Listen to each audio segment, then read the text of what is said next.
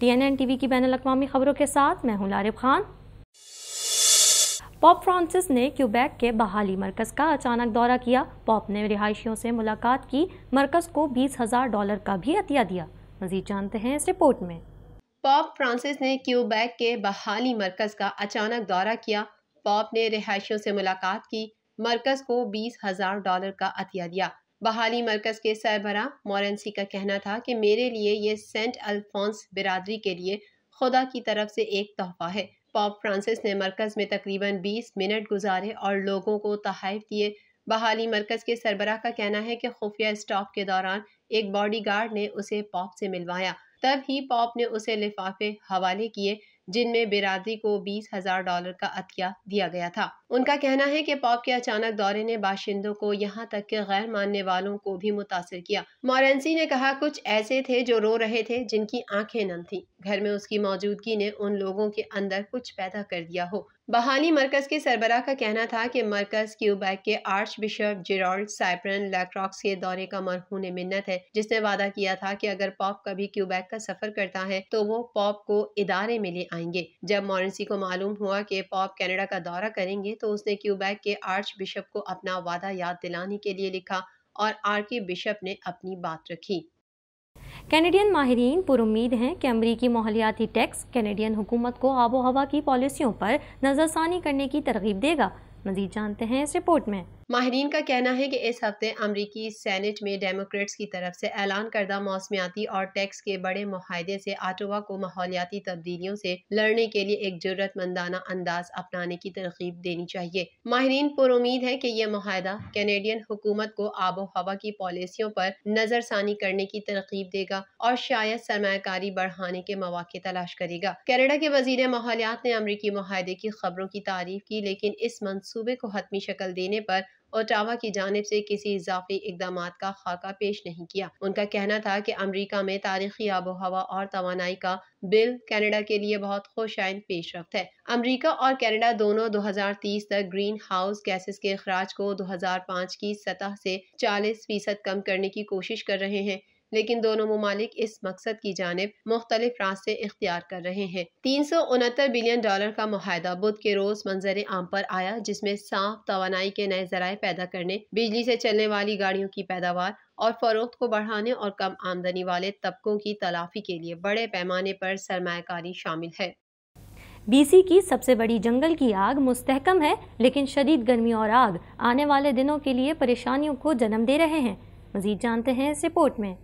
BC کی سب سے بڑی جنگل کی آگ مستحکم ہے، لیکن شدید گرمی اور آگ آنے والے دنوں کے لیے پریشانیوں کو جنم دے رہے ہیں۔ کیرمیوس کریک میں آگ لگنے کی وجہ سے پینٹنگٹن کے قریب سینکڑوں افراد انخلا کے انتباہ پر ہیں۔ حکام برٹش کولمبیا کے باشندوں پر زور دے رہے ہیں کہ وہ جنگل کی آگ کے خطرے کو ذہن میں رکھیں، یہاں تک کہ اتوار کو صوبے میں سب سے بڑی آگ مستحکم رہی۔ BC میں سب سے زیادہ تشویشناک آگ پینٹنگٹن کے جنوب مغرب میں 4.4 مربع کلومیٹر کیرمیوس کریک جنگل کی آگ باقی ہے۔ اس نے ایک ڈھانچے کو تباہ کرنے کی تصدیق کی ہے اور اسے انٹرفیس فائر کے طور پر درجہ بندی کیا گیا ہے، یعنی اسے کمیونٹی کے بنیادی ڈھانچے کے لیے خطرہ سمجھا جاتا ہے۔ حکام کا کہنا ہے کہ آج یہ اچھی خبر ہے، آگ اتنی نہیں بڑھ رہی تھی جب سے یہ شروع ہوئی تھی، لیکن آگ ایک خراب علاقے میں ہے جہاں اس پر قابو پانے کے لیے بہت سے چیلنجز کا سامنا ہے۔ یہ ایک سخت وادی میں ایک چٹانی علاقہ ہے۔ آگ کے نتیجے میں 25 املاک کو خالی کرانے کا حکم دیا گیا ہے اور 350 سے زیادہ املاک کو علاقے میں انخلا کا الرٹ جاری کیا گیا ہے۔ چین نے خبردار کیا ہے کہ اگر امریکی ایوان نمائندگان کی اسپیکر نینسی پیلوسی نے تائیوان کا دورہ کیا تو یہ خوفناک سیاسی اثرات کا سبب بنے گا۔ مزید تفصیلات اس رپورٹ میں۔ روس کے صدر ولادیمیر پوتن نے امریکہ کو بڑا دشمن قرار دے دیا۔ روسی صدر پوتن کا کہنا ہے کہ روس کی بحری فوج کو جلد ہائپرسونک میزائلوں سے لیس کر دیا جائے گا۔ روس کے صدر ولادیمیر پوتن نے نیوی ڈے کے موقع پر سینٹ پیٹرز برگ میں تقریب میں شرکت کی اور نئے نیول ڈاکٹرین پر دستخط کیے۔ روسی نیوی ڈاکٹرین میں امریکہ کو سب سے بڑا دشمن قرار دیا گیا ہے۔ صدر پوتن نے تقریر میں کہا کہ روس کی افواج کسی بھی جارحیت کو شکست دینے کی صلاحیت رکھتی ہیں۔ انہوں نے آنے والے مہینوں میں بحریہ کو ہائپر سونک زرکون کروز میزائل دینے کا اعلان بھی کیا۔ روس کے 55 صفحات پر مشتمل نئے نیول ڈاکٹرین میں روسی بحریہ کے اسٹریٹجک اہداف کو بیان کیا گیا ہے، جس میں دنیا کی عظیم میری ٹائم طاقت بننا بھی شامل ہے۔ امریکہ کی دنیا کے سمندروں پر حکمرانی کی اسٹریٹجک پالیسی کو روس کے لیے بڑا خطرہ قرار دیا گیا ہے۔ دوسری جانب چین نے خبردار کیا ہے کہ اگر امریکی ایوان نمائندگان کی اسپیکر نینسی پیلوسی نے تائیوان کا دورہ کیا تو یہ خوفناک سیاسی اثرات کا سبب بنے گا۔ امریکی ایوان نمائندگان کی اسپیکر نینسی پیلوسی 4 ایشیائی ممالک کے دورے پر ہیں اور اس سلسلے میں وہ آج سنگاپور پہنچی ہیں۔ ان کے دورے میں تائیوان کا نام شامل نہیں ہے، تاہم امریکی میڈیا کا کہنا ہے کہ نینسی پیلوسی تائیوان کا دورہ بھی کریں گی۔ نینسی پیلوسی کے دورہ تائیوان کی خبروں پر رد عمل دیتے ہوئے ترجمان چینی وزارت خارجہ نے کہا کہ امریکی ایوان نمائندگان کی اسپیکر نے تائیوان کا دورہ کیا تو چینی فوج ہاتھ پر ہاتھ رکھ کر نہیں بیٹھے گی۔ ترجمان چینی وزارت خارجہ کی جانب سے جاری بیان میں کہا گیا ہے کہ امریکی اسپیکر نینسی پیلوسی کا دورہ تائیوان خوفناک سیاسی اثرات کا سبب بنے گا۔ یاد رہے کہ تائیوان کے معاملے پر اس سے پہلے بھی چین اور امریکہ ایک دوسرے کے آمنے سامنے آ چکے ہیں۔ امریکی صدر جو بائیڈن کہہ چکے ہیں کہ اگر چین نے تائیوان پر حملہ کیا تو ہم ہر صورت میں تائیوان کا دفاع کریں گے، جبکہ چینی صدر شی جن پنگ کا کہنا ہے کہ تائیوان کی علیحدگی کو روکنے کے لیے آخری حد تک جائیں گے۔ امریکی ریاست کینٹکی میں سیلاب سے ہلاکتوں کی تعداد 26 ہو گئی، مرنے والوں میں بچے بھی شامل ہیں۔ مزید احوال اس رپورٹ میں۔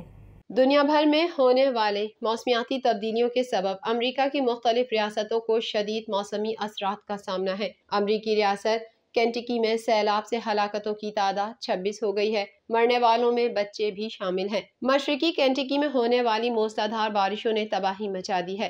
گورنر کینٹکی نے سیلاب کے باعث مزید ہلاکتوں کا خدشہ ظاہر کیا ہے۔ سیلاب میں 4 بچوں کی اموات کی بھی تصدیق ہوئی ہے۔ 7 ماہ کے دوران کینٹکی میں قدرتی آفت سے یہ دوسری بڑی ہلاکتیں ہیں۔ اس سے قبل دسمبر میں طوفانی بگولوں سے ریاست میں 80 افراد ہلاک ہو گئے تھے۔ سیلاب کے باعث ریاست میں ایمرجنسی نافذ ہے۔ متاثرہ علاقوں میں مزید طوفانی بارشوں کی پیش گوئی کی گئی ہے۔ دوسری جانب یورپ میں گرمی اور جنگلات کی آگ نے تباہی مچانے کے بعد امریکہ کا رخ کر لیا۔ ریاست مونٹانا کے جنگلات میں آگ لگ گئی۔ متاثرہ علاقوں میں گھر خالی کروا لیے گئے۔ امریکی ریاست مونٹانا میں جنگل میں لگی آگ نے 10,000 ایکڑ سے زائد رقبے کو اپنی لپیٹ میں لے لیا۔ آگ کی وجہ سے متاثرہ علاقوں میں گھر خالی کروا لیے گئے۔ عوام کی آمد و رفت روکنے کے لیے سڑکیں بھی بلاک کر دی گئیں۔